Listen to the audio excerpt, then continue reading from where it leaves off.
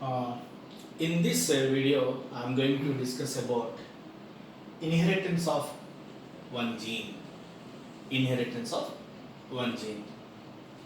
Before that, let us see some keywords.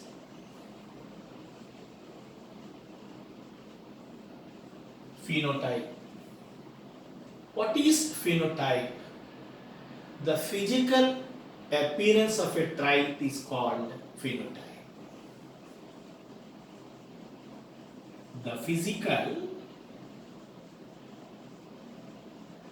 appearance of a trait, that is called phenotype. Genotype. Genotype is the genetic makeup of an individual, that is called genotype.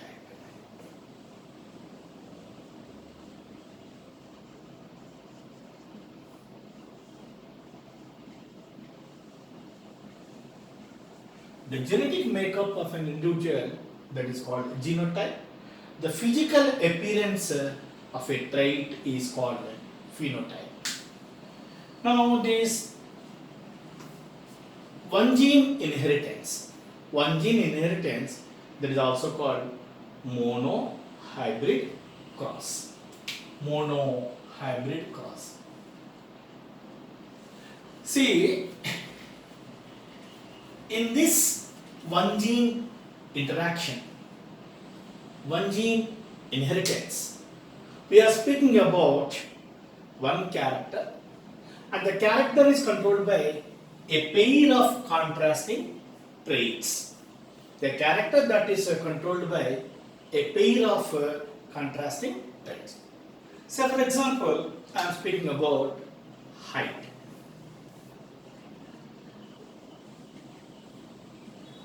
When you speak about height,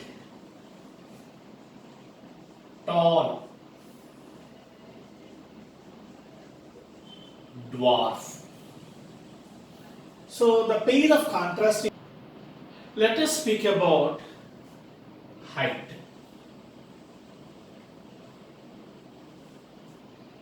Height character has a pair of contrasting traits.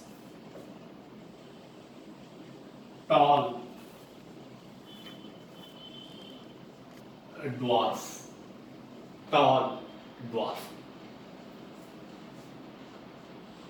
When you are making a cross between a pure tall plant and a pure dwarf plant, pure, that is homozygous state.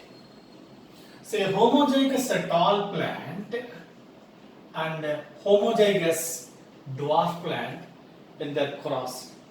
Normally in any crosses, the left side one indicates the female parent, the right side one indicates the male parent.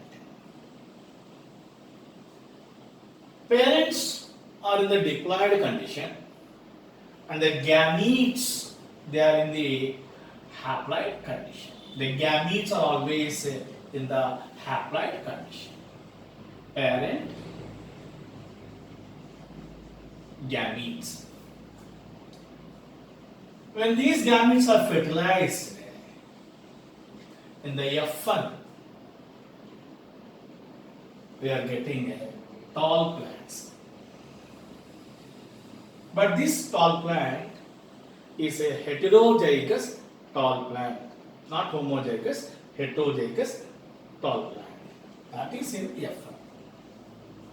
F1 on selfing. F1 on selfing. We are getting a F2 generation. In the F2 generation, they are the gametes. Two types of gametes we are getting from each parent.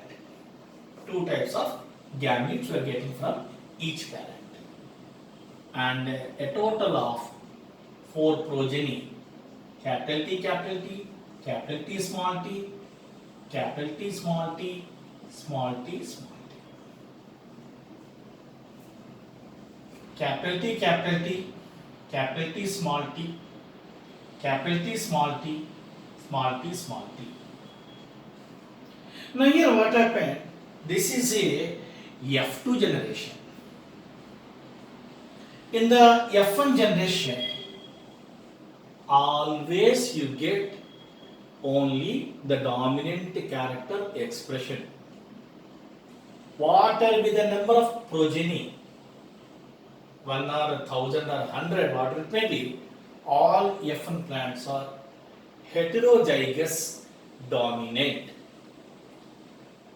But that recessive character, again it is expressed in the F2 generation. So temporarily in the F1 generation we are missing the recessive character expression, but definitely in the F2 both the dominant as well as recessive genes expression happen. Mendel doesn't know the word gene. According to Mendel, every character is controlled by discrete units called factors. Nowadays we are using the word gene. According to Mendel, they are factors. So every character is controlled by a discrete unit that are called as factors. The factors they occur in pairs.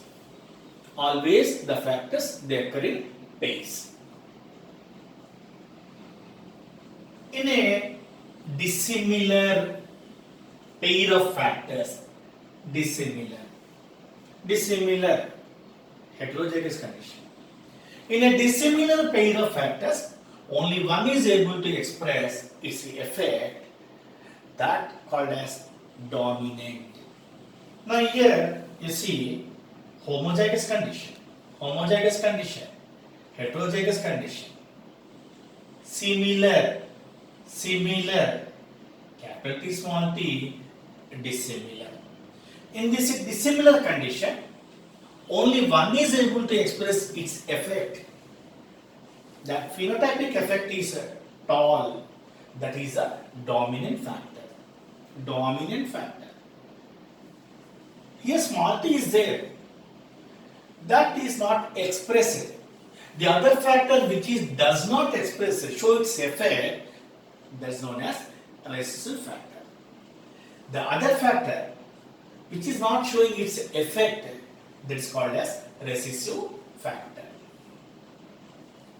The law of dominance is used to explain the expression of only one of the parental traits in a monohybrid cross in the F1.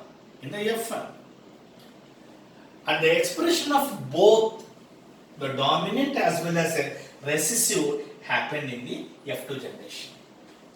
If you take the ratio in the F2, capital T, small t, small t, small t, 1:2:1. Total, this is tall, this is dwarf, 3:1. The phenotypic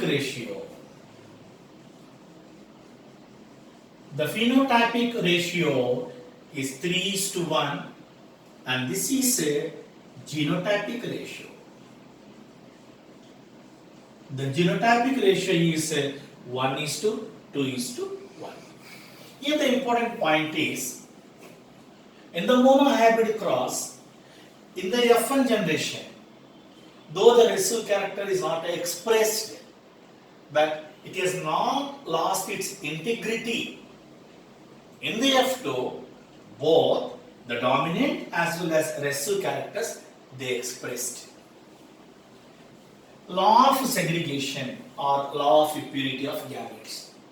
On account of the conclusion of the monohybrid cross, one more fact we got, that is the law of segregation or law of purity of gametes. What is this? The two factors of a character present in an individual do not get mixed up. They do not get mixed up or blending. and both the traits are recovered as such in the F2 generation. You take here, this is a capital T, small t. The expression, the phenotypic expression is tall. Here, capital T and small t both are present genotypically, but phenotypic expression is tall. It doesn't mean that the small t has lost its integrity. The expression happens during F2 generation. They are not lost their integrity, that a purity is maintained. During gamete or spore formation,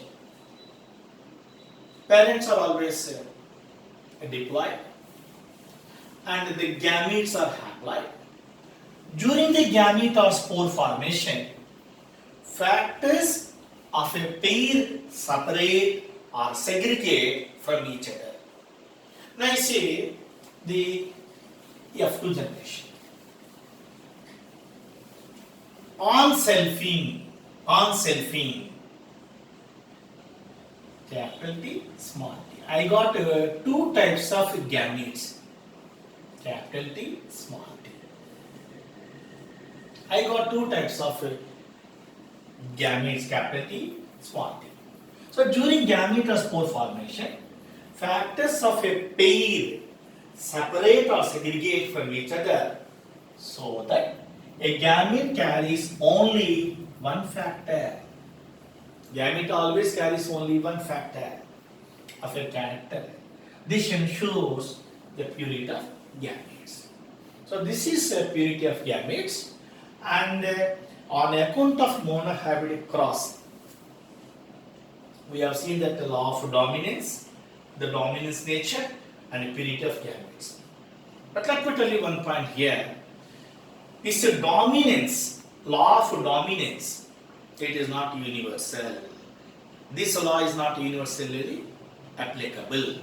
Exceptions are there. Post-Mendelian experiments, exceptions have come. But purity of gametes is universally accepted fact. Purity of gametes, universally accepted fact. So let us conclude this one gene interaction, one gene inheritance or monohybrid cross. We are studying only one character, a pair of contrasting traits.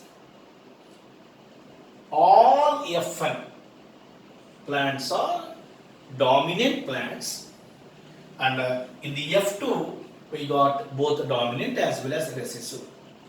F2 phenotypic ratio 3:1. F2 genotypic ratio 1:2:1.